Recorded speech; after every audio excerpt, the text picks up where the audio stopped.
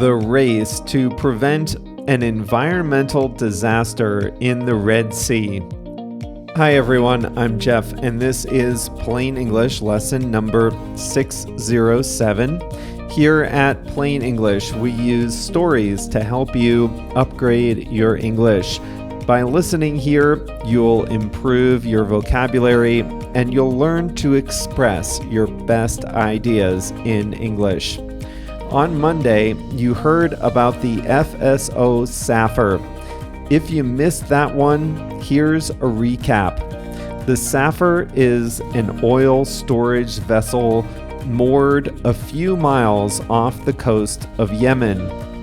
Yemen is in the middle of a civil war, and both sides in the war are claiming ownership of the oil.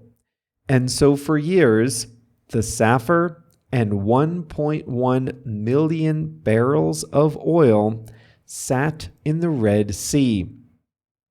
The ship was rusting and deteriorating, at risk of sinking, exploding, or just collapsing.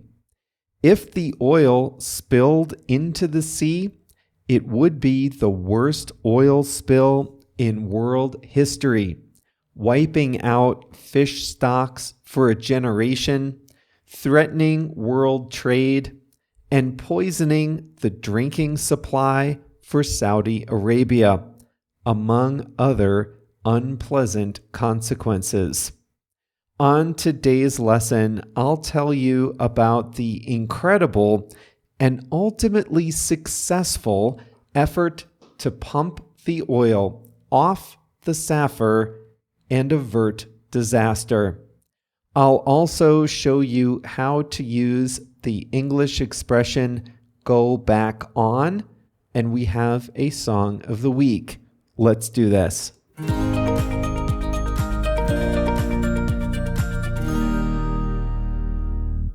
The United Nations was long aware of the problems with the FSO Safer, and the broad solution was well known. Someone had to take a proper oil tanker out there, connect it to the Safer, transfer the oil into a new tanker, and then scrap the Safer.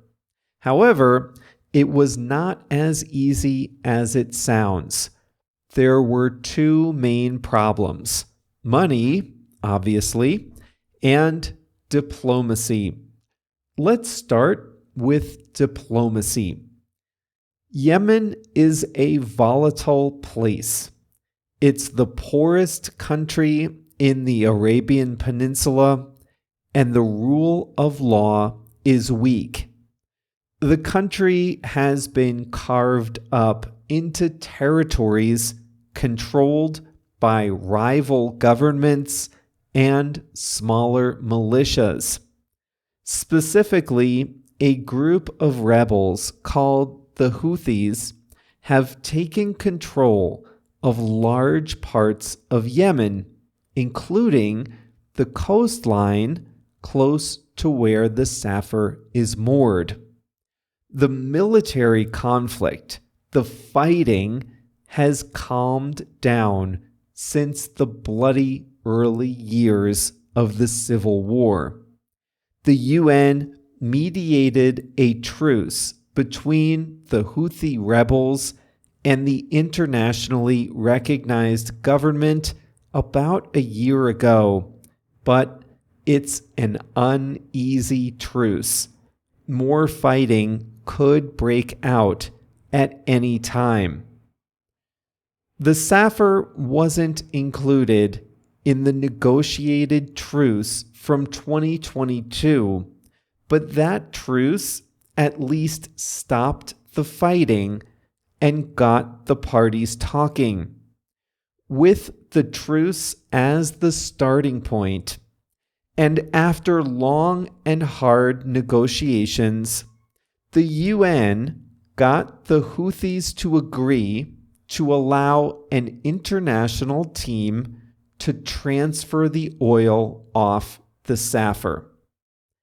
Listen closely. the Houthis agreed to allow an international team to transfer the oil off the Safer. They didn't agree to give up the oil. They only agreed to let a team move the oil. That, however, was all the UN needed to move on to the second challenge: money.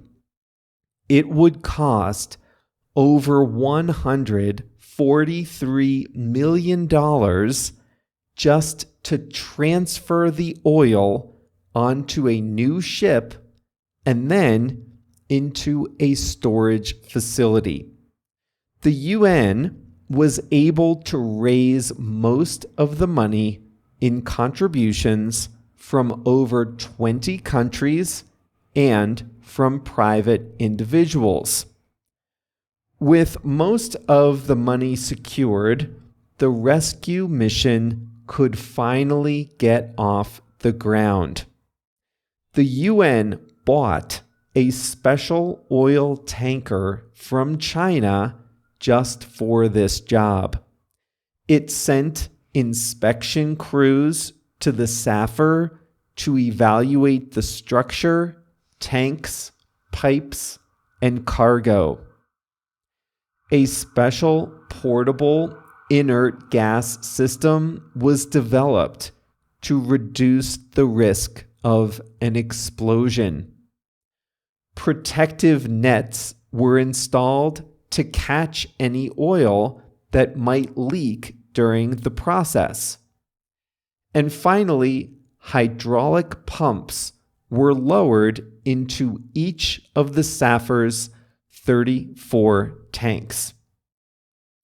Finally, on July 25th of this year, the transfer began.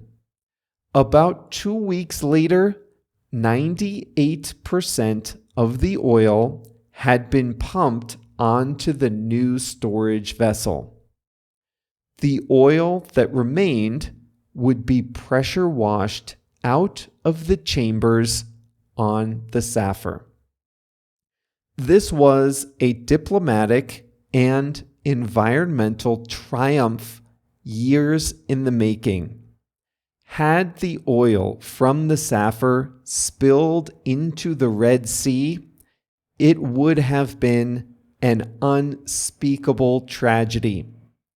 The biggest problem has been solved, but the job is still not done. First, the oil. It's still contested.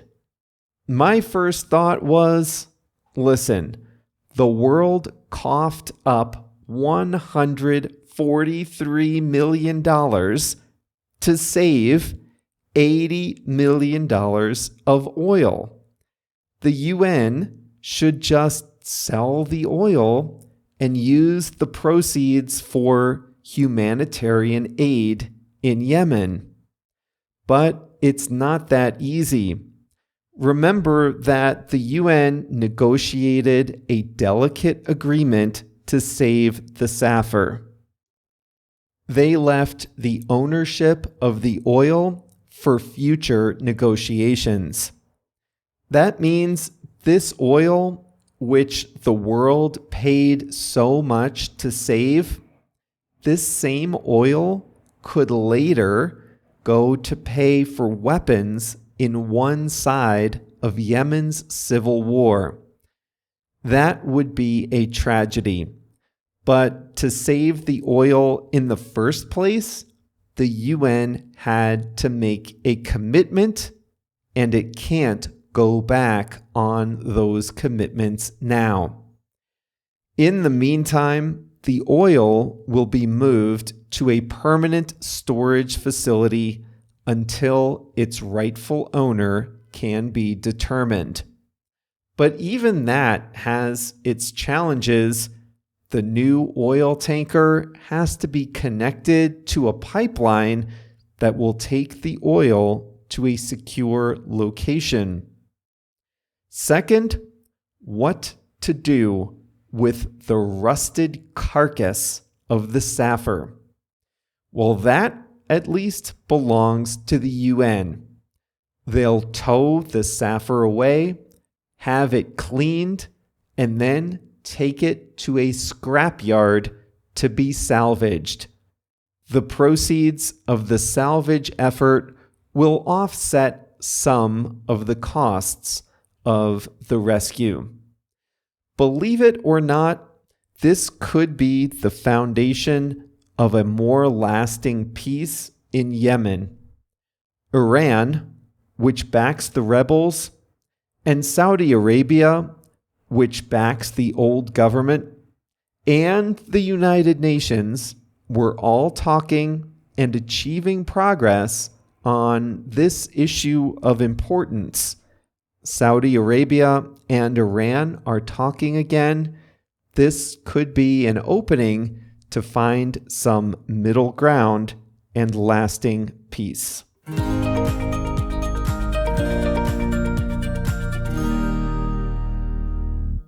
Sometimes I think all hope is lost for the world. Not really, but it does seem like that sometimes. And then there are just flashes of brilliance when highly skilled people come together to do something that is just good. Good for the world, highly complicated, technical. I first read an article about this probably 2 years ago, and I just could not see how this would resolve itself. Well, I think about you guys, all of you in the audience. I think about you all week long, even on days when we're not together in an episode. And so often I think I'd love to share something with you, but I don't really have a place to do that. Now, that could be a cartoon, a picture, a link, a book recommendation, a tip, a strategy, a question, whatever, lots of stuff. But now we're putting all of that into the emails that we send out with each lesson every Monday and Thursday. These emails are jam-packed with value, fun, entertainment, and a little extra learning. They're already going out. Now, if you're not getting them, just go to plainenglish.com/mail, M-A-I-L. You'll be signed up right away, and this is a great way to get some extra practice, engage a little more with English. plainenglish.com/mail, M-A-I-L.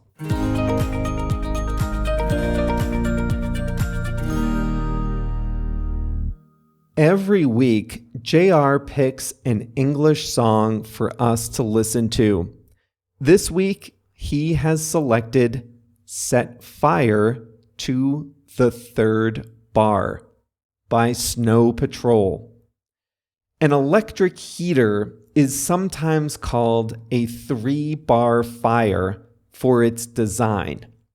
And if you turn the heater on high, you'd light all 3 of the bars in the space heater. Anyway, the writer remembers being a kid, staying with his aunt, and if he was really well behaved, and if it was really cold, she would put all 3 bars on the electric heater. So the song is about a long-distance relationship. The couple travels a long way to be together, and in the cold, they're finally together and they light a 3-bar electric fire, or they put the space heater on high. So thanks, JR, for that song of the week. Next up, the English expression, go back on.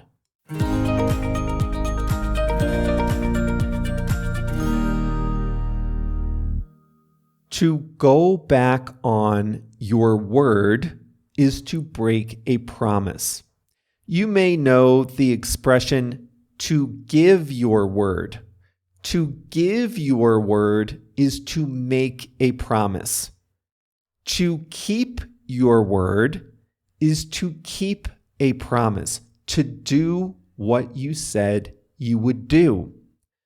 But to go back on your word is to break a promise, to not do what you said you would do. It works the same way with the word commitment. If you make a commitment, you promise to do something. But if you go back on your commitment, you do not do that thing that you promised to do. Today, we talked about the frustrating case of the FSO Safer. It was a deteriorating oil tanker sitting off the coast of Yemen. Left alone, it would have been an environmental disaster. The rebels who controlled Yemen's coast wanted to use the oil on the tanker as leverage in their conflict. They'd also love to sell the oil and keep the money. They cared quite a bit less about the environment. The UN cared about the environment and wanted to pump the oil off the Safer before it turned into a disaster. But they first needed permission to do so. So they struck a deal with the rebels in Yemen. The UN would be allowed to save the Safer from disaster, but they'd have to store the oil somewhere else.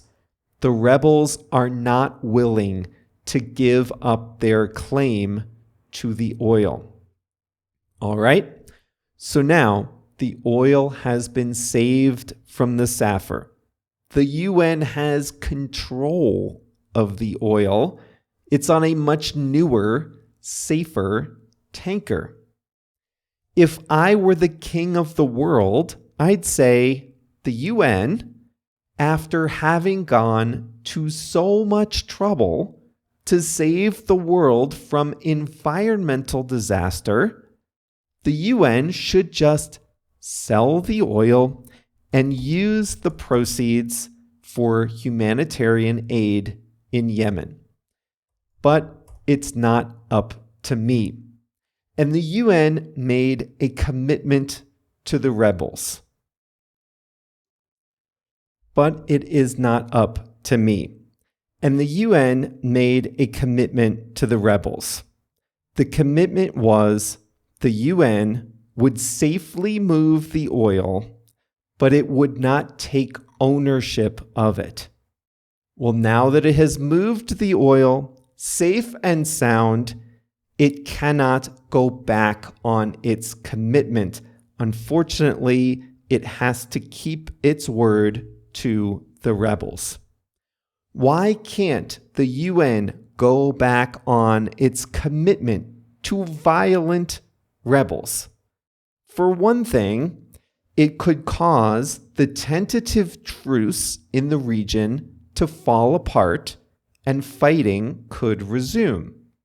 Second, the UN wants its credibility intact for the next time it has to negotiate with unsavory characters. So it cannot go back on its commitment. It cannot violate its commitment.